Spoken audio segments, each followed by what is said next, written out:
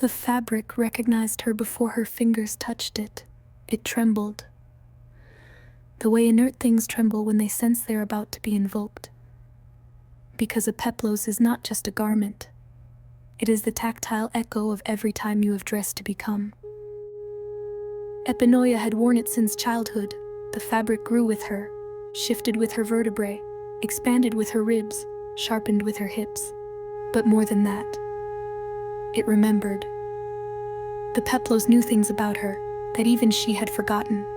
It knew how many times she had hesitated before entering a room. It knew how many nights she had wrapped herself in it, so no one would hear her cry. Action! It knew how many times she had wanted to tear it off, because being seen was a punishment. And this morning, the fabric did not slide easily. It was heavier.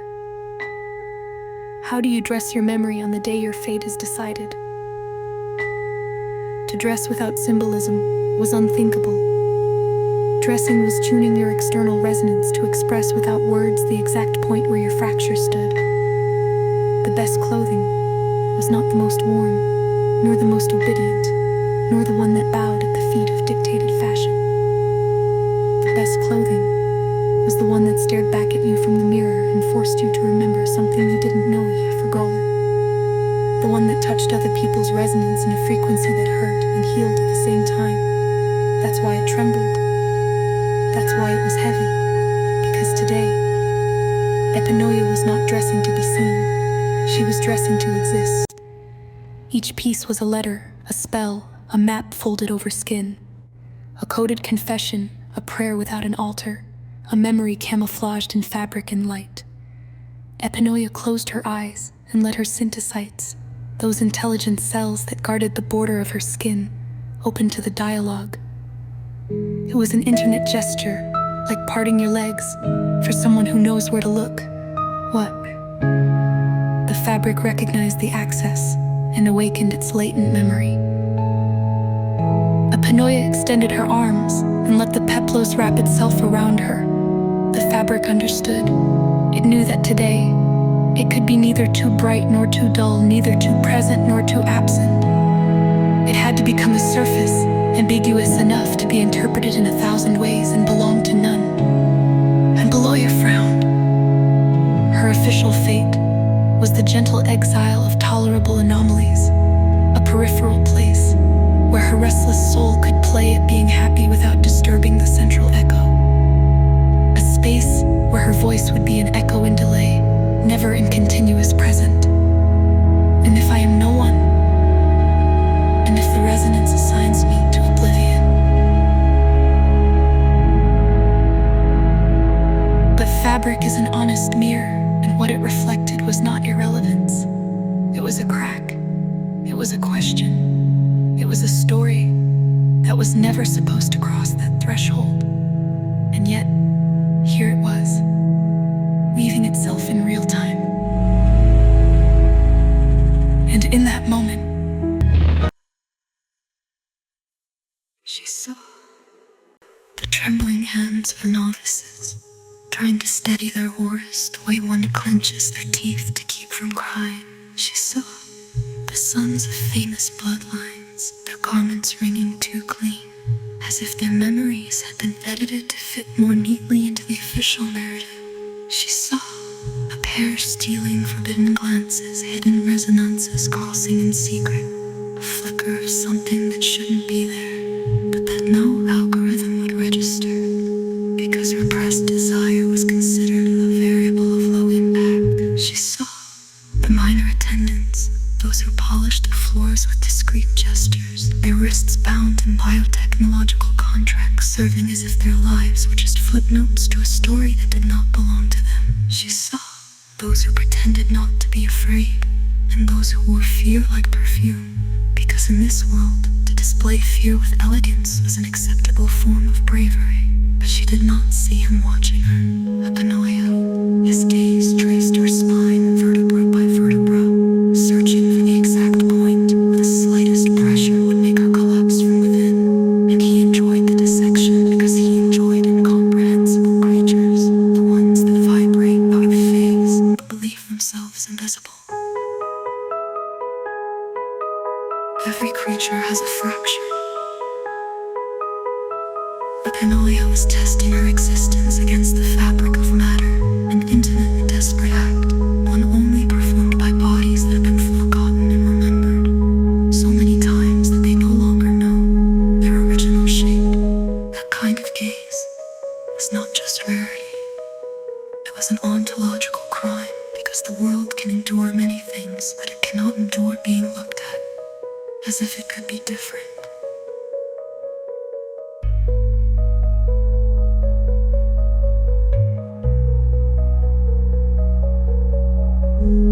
Anything interesting? Epinoia swallowed dense air and answered. Interesting is a bitter mirror that laughs every time you forget how to enjoy yourself. He responded with a gaze stripped bare, one that pressed into her stomach like a weight just shy of unbearable. The look of someone who had been granted permission to decide whether to extinguish you or memorize you. That is an answer from someone who watches too much. Epinoia let slip the smallest of smiles, a hidden edge between her lips, the kind only offered to someone already a little trapped. That is an answer from someone who doesn't know where to watch.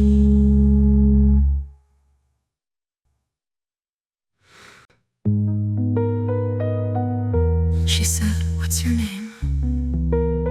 He took exactly 1 second before answering. That second, where trained bodies decide which version of themselves to reveal.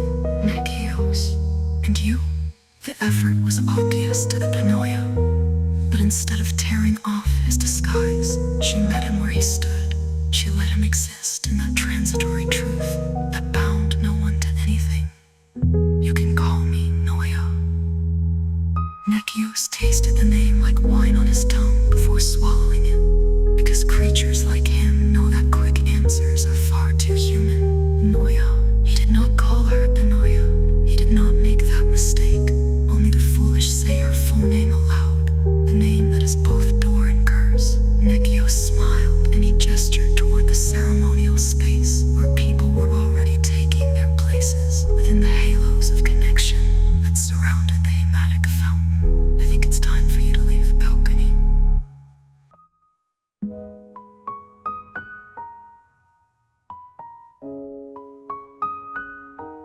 This was an important day in a collective memory, that floating network of myths and resonant algorithms knew it, and at the center of it all, the hematic fountain, a living mosaic of concentric rings, each made of a different material.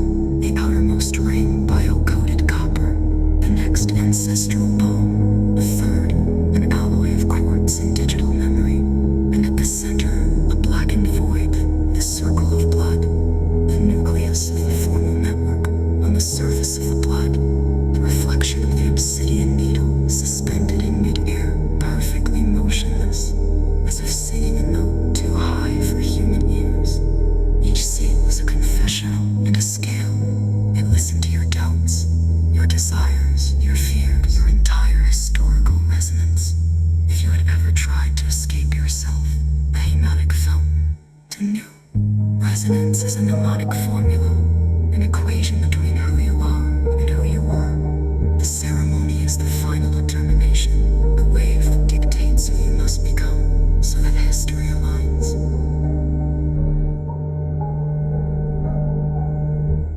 The signal was a pulse. No sound, no light. A pulse beyond translation, as if the entire chamber had exhaled at once, and every being present, in an instinct older than memory, raised their right hand. Her palm vibrated like a string trembling. At the exact moment, someone on the other end of the universe plucks the same note, like when the obsidian white needle began to descend.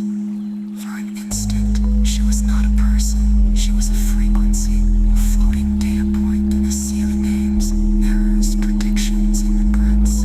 Just before the thread reached her oldest memory, just before it could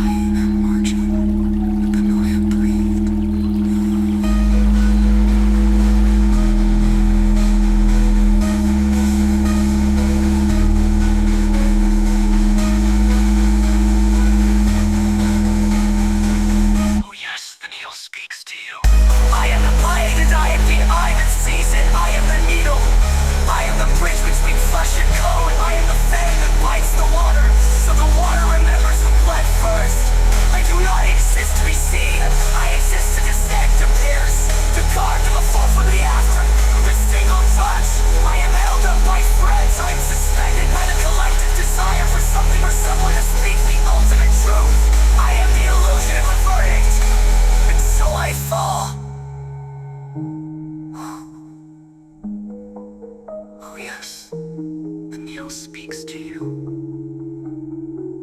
I am the blade, and I am the eye that sees it. I am the needle. I am the bridge between flesh and code. I am the fang that bites the water, so the water remembers who bled first. I do not exist to be seen. I exist to descend, to pierce, to carve the before from the after with a single touch. I am held up by threads. I am suspended by the collective desire for something or someone to speak the ultimate truth. I am the illusion of a verdict, and so I fall. I'll see you later.